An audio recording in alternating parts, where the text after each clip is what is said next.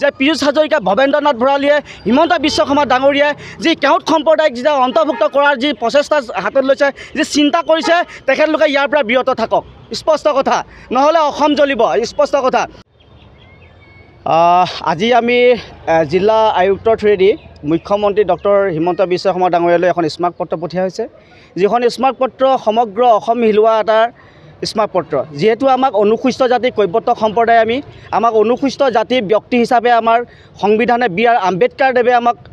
আমাক সেই সংবিধানত দি থৈ যোৱা এটা আমি জাতি সেই আমাক অনুসূচিত জাতিত 16টা জাতি থকাৰ পিছতো ডক্টৰ হিমন্ত বিশ্ব শৰ্মা ডাঙৰীয়া পীযুষ হাজৰিকা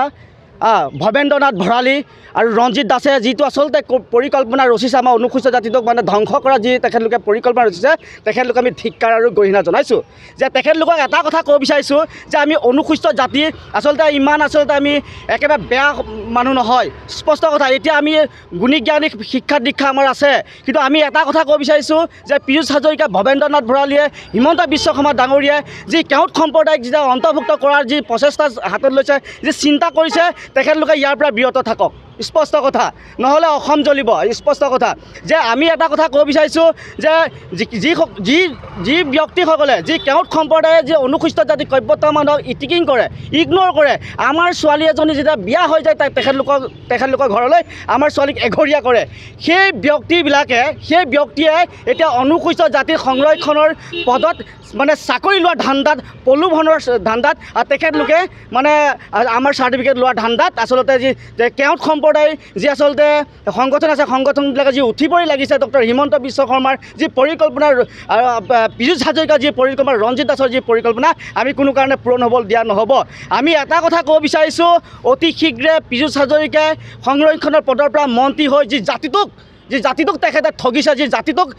লঞ্চনা বঞ্চনা কৰিছে এই পীযুষ হাজৰিকাৰ ধিক্কাৰৰ গৰিহণা জনাইছোঁ ভৱেন্দ্ৰনাথ ভৰালী একেখন জিলাতে দুজন যোৰহাট জিলাৰ দুজন সভাপতি সম্পাদক এই অনুসূচিত জাতি যি আচলতে জাতি পৰিষদটো ধ্বংস কৰিছে যি ফেক চাৰ্টিফিকেট দি অনা অসমীয়াক অনা চিডুল কাষ্ট মানুহক যি চাৰ্টিফিকেট দি তেখেতলোকে যি জাতিটোক ধ্বংস কৰিছে আমাৰ শিক্ষিত যুৱক যুৱতী বঞ্চিত কৰিছে এই দুজন ব্যক্তিয়ে এই পীযুষ হাজৰিকা ডাঙৰীয়া আৰু মন্ত্ৰী পীযুষ হাজৰিকা ডাঙৰীয়া ভৱেন্দ্ৰনাথ ভৰালী আৰু এজন আছে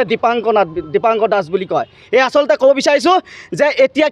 কেইটামান সংগঠনে কথাকথিত সংগঠন কোনো সংগঠনৰ নামত তেখেতলোকে নায়েই আচলতে তেখেতে